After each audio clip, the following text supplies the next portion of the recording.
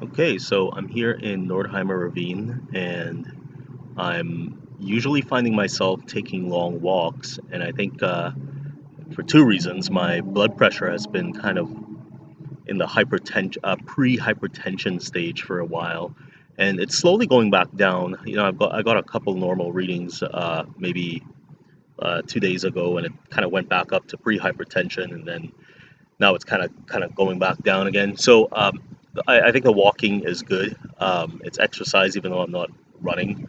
And yeah, I just find that these days I can't think straight. My head is always clouded, and I don't know exactly why that is. But I mean, I have some guesses, but I won't go into them here. So, with that being said, the Quebec Secularism Bill banning religious symbols from being worn by government employees, including teachers, went into effect on June 16th, which is not the last weekend, but the weekend before last weekend.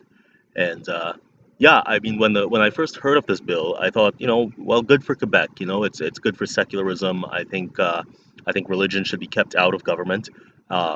As much as possible, as much as humanly possible. I still think that's a good idea, but I've been reading a lot of backlash and a lot of articles concerning the bill, and now that it's passed, everybody's kind of throwing their hats into the ring. Is that the right expression? I don't know. Or giving their 2 cents. I mean, some of the complaints are bureaucratic. So some school boards are saying that, oh well, we have 9,000 teachers and we can't tell when we hired which ones, so we don't know if any of them were grandfathered or not. And I find that kind of silly. I mean, it might be a time-consuming task to sift through 9,000 teachers, et cetera, et cetera. But I mean, I don't see that as sort of like the meat of the matter. And some school boards in Quebec have actually delayed implementing the bill because they just oppose it. They find that it is discriminatory and not worth implementing, or trying to find ways of delaying implementing it. So a lot of backlash, and I just read this article on the conversation, which I posted on Spiralvent. They definitely have a more in-depth opinion of why the bill is more harmful than useful.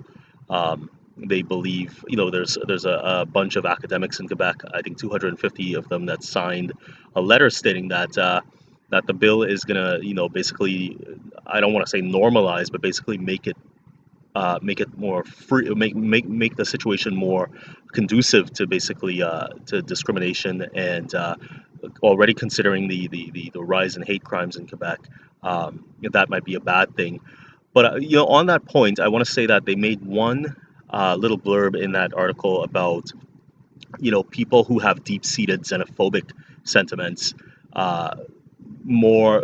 Feel freer to express themselves, and I find that was a bit of a weird way to word it. Like, I mean, we are talking about expression here, on some level. I mean, I'm, like I said, my opinions is a bit shaky these days on this one, but I mean, why would it be better to have these xenophobic sentiments kind of subdued and kind of left to fester? I don't see why that's a good thing. And I suppose what they're implying is that the expression of um, what did I say? Did I say anti-xenophobic? What I meant is like these xenophobic expressions would result in more hate crime. But I'm not sure that would be the case. I'm not sure that you can say that xenophobia automatically translates into hate crime or violence. I'm not sure about that. Um, and they made some arguments about the Quiet Revolution in the 50s, which was about 50 years ago, um, concerning the Catholic Church and its institutional dominance in government, and the way they tried to get rid of that institutional dominance of the Catholic Church. But the Quiet Revolution was not meant to infringe upon individual human rights when it comes to freedom of religion, or religious expression of individuals. Um, but I stand by my opinion, which is kind of getting a little bit kind of shaky. But I still say that government should. I still say, like I said at the beginning of the video, Government should be separated from religion as much as possible. And as much as we're talking symbols, I think it's very symbolic that government employees do not wear religious symbols. While it may not be the biggest complaint in Quebec about people receiving government services from people wearing religious symbols, I think it's a very symbolic thing that people choose, not choose, but that people do not wear religious symbols when they deliver government services to people. And that kind of ties into the other law about people, clients of government services, basically removing their face coverings and things like that for identification purposes. I think this is all very good. And like I said, I'm reading a little bit more about it and getting a little bit more, maybe diminished a little bit, but I still think um, that it is imperative that we separate government, church, and state. Um, and this other issue came up as well as I was reading through. They basically, well, not they, but it occurred to me that what if a gay man or a lesbian woman wanted to wear a pride flag in any government setting or in a school setting or anything like that?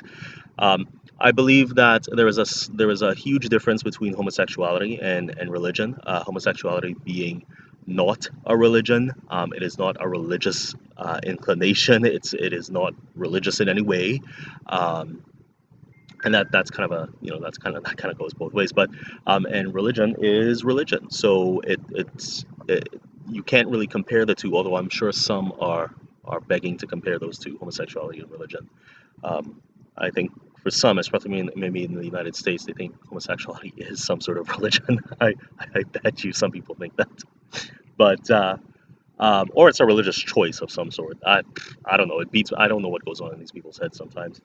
Um, but anyway, so yeah, so that's a difference. But either way, I think religion, and I can't tell you when the exact age should be when these things should be taught in to children, but I do believe that both homosexuality and human rights and religion should be taught on a scholarly basis, and not as any biased kind of leading or any sort of persuasive kind of context that, in terms of recruitment or proselytizing. I think both things should be taught as matter of fact, from with varying perspectives on the issue, and but emphasizing that there are certain truths about religion and homosexuality that are inherent to human beings, um, and there is diversity within those modes of thinking and things like that. And going back to the homosexuality, it's not a mode of thinking.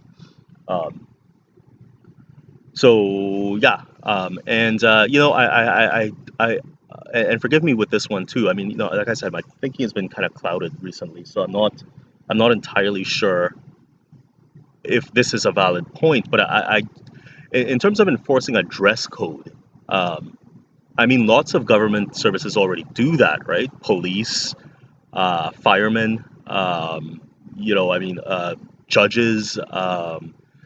And then there's just basically like common sense when it comes to dress codes in government buildings. I mean, like you don't walk into a government building with a knife on your waist or a gun, like and not that that's a dress code, but like I mean, but you just don't do that. Like I mean, so I mean, other than required and mandated dress codes, um, I think there's a level of human, like common sense, basically, when it comes to what you wear in certain situations.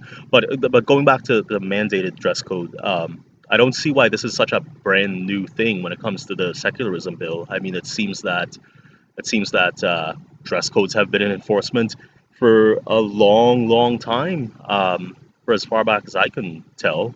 And I don't understand why all of a sudden a dress code is somehow problematic. But that's maybe stretching it a little bit too much. But that's my thinking on that one.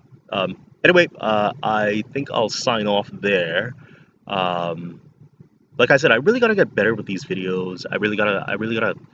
Maybe I start writing things out. But when you write things out, I tend to feel like I have to follow a script, and then it doesn't flow. And Anyway, that's it for now. Bye.